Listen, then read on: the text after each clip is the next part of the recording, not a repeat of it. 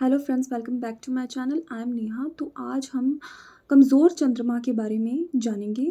तो अगर कुंडली में चंद्रमा कमज़ोर है तो उसके क्या लक्षण हैं, तो उस उन्हें ठीक करने के लिए हमें क्या उपाय करने चाहिए, तो आज हम उस बात पे चर्चा करेंगे।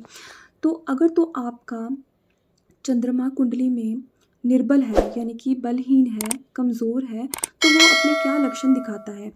तो अगर आप ज्योतिष नहीं भी जानते तो आप इन लक्षणों से पता लगा सकते हैं कि आपका कुंडली में चंद्रमा पीड़ित है या नहीं। तो अगर कुंडली में मंगल, राहु, शनि या केतु जितना चंद्रमा को पीड़ित करेंगे, चंद्रमा उतना ही निर्बल और बलहीन होता जाएगा।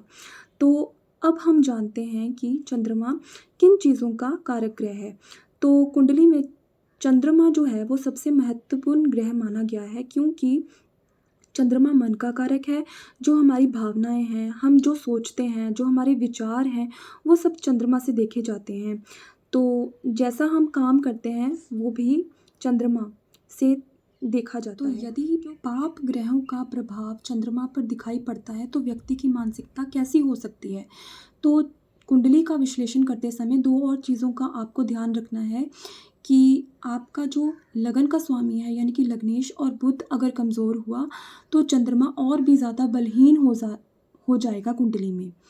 तो चंद्रमा, हम जानते हैं कि हमारी भावनाएं हैं, मन जो हम सोचते हैं वो चंद्र से देखा जाता है, और चंद्रमा जल तत्व को भी कंट्रोल करता है बॉडी में। अगर ये आपको लक्षण दिखाई दे तो आप समझ जाएं कि आपका चंद्रमा पीड़ित है। या आपको एंजाइटी, फियर हो किसी चीज़ का, तो भी चंद्रमा पीड़ित होता है, कमज़ोर होता है। तो ये लक्षणों से हम पता लगा सकते हैं। अगर आपको ये लक्षण अपने व्यक्तित्व में दिखते हैं तो इसका मतलब कि आपका चंद्रमा कमज़ोर है। ये भी लक्षण है, अगर आपका चंद्रमा कमज़ोर है तो आप इजीली किसी की बातों में आ जाते हैं। तो अगर तो आपका मन स्थिर है तो आप हर चीज़ को सुनेंगे, समझेंगे, फिर सोच समझ के अपनी राय देंगे। तो अगर आपका चंद्रमा ही कमज़ोर है तो ऐसे व्यक्ति जो होते हैं वो बिना सोचे समझे ही बोल देते हैं कुछ भी। हर चीज़ की उनको जल्दी होती है, हर चीज़ को जल्दी जानना चाहते हैं वो समय नहीं लगाते, उन्हें जल्दी जाननी होती है हर चीज़ें। ये वो सारे लक्षण हैं जिसके कारण आपका जो चंद्रमा है वो हमेशा अशांत रहेगा। आप किसी में चीज़ में मन नहीं लगा सकोगे, आप जल्दी उस काम से ऊब जाओगे। तो अगर आपके मन में नेगेटिव थॉट्स आते हैं तो इसका मतलब आपका चंद्रमा कमज़ोर है। ये जो इंटेंसिटी है वो वेरी करेगी पर्सन टू पर्सन। किसी में कम भी लक्षण दिखाई दे सकते हैं, किसी में ज़्यादा लक्षण दिखाई दे सकते हैं। तो ये जो प्रबलता है वो बताती है कि आपका चंद्रमा कितना पीड़ित है। तो आपकी कुंडली में कितने भी राजयोग हों, अगर आपका चंद्रमा ही बलहीन है तो ये राजयोग किसी काम के नहीं हैं।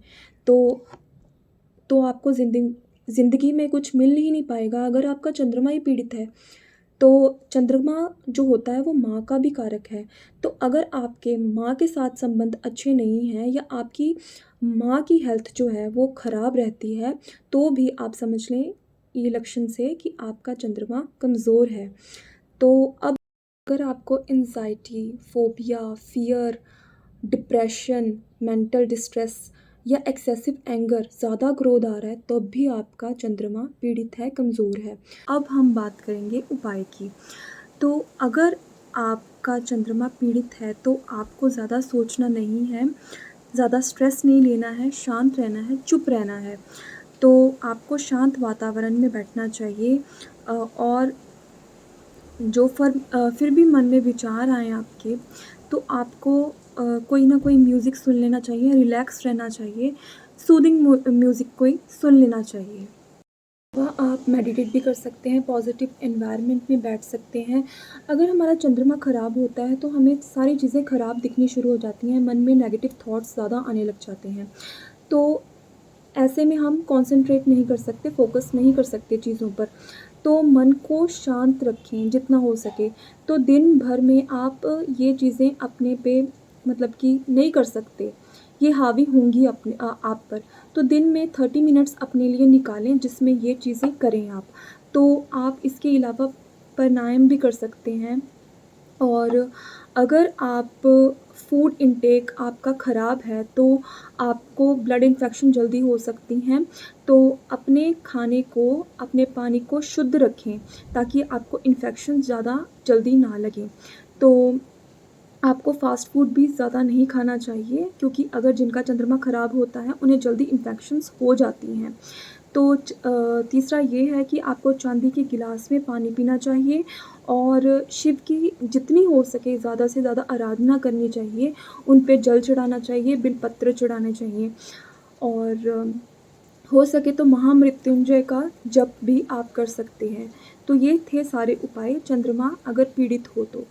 तो अगर आपको ये मेरी वीडियो अच्छी लगी है, तो आप प्लीज़ सब्सक्राइब करें मेरा चैनल। तब के लिए थैंक यू।